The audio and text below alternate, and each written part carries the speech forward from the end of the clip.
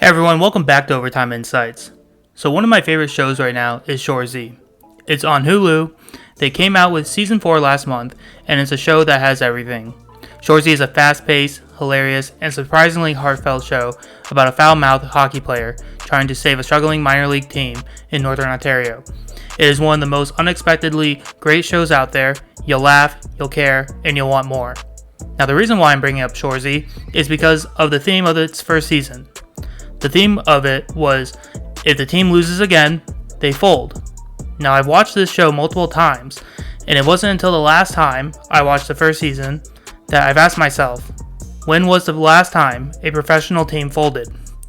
The last time a professional sports franchise folded was in 1978, an NHL team called the Cleveland Barons. Before we get into the story, it's important to know what it means for a sports franchise to fold.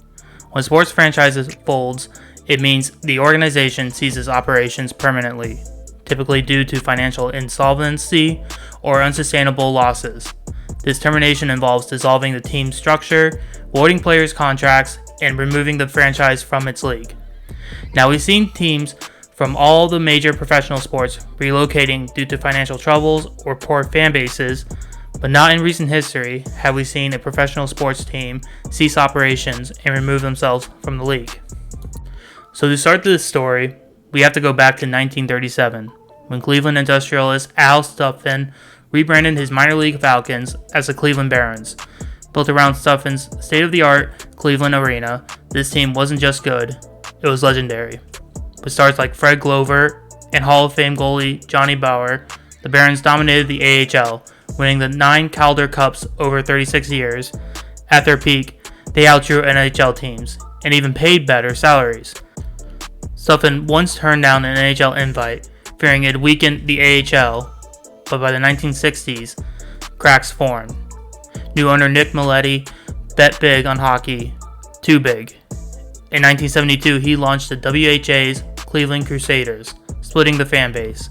The Barons' attendance cratered, and by 1973, they played their final game in front of 435 fans.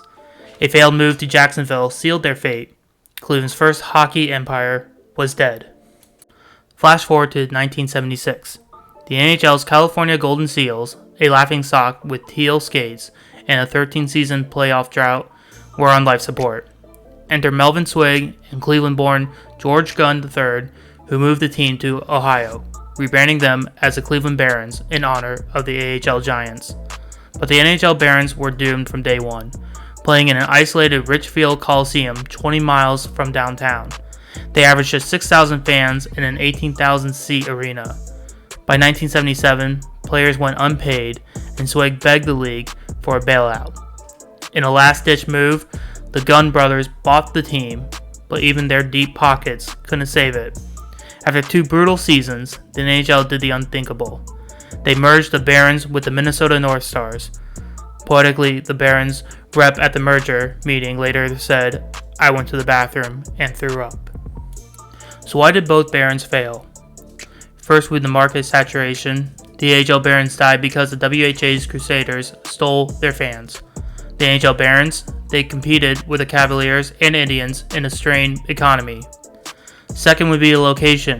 The Richfield Coliseum was a revenue black hole.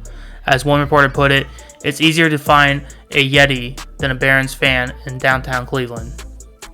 And then they had an identity crisis. The NHL Barons leaned on the name they didn't earn. While the AHL team had decades of loyalty, the NHL version felt like a cheap knockoff. Yet their legacy lives on. The AHL Barons remain third all-time in Calder Cups, while the NHL merger supercharged the North Stars to the 1981 Stanley Cup Final. Thanks for watching. If you're craving more deep dives into sports forgotten stories, smash subscribe and hit that bell. Let us know in the comments below, and I'll see you next time in Overtime.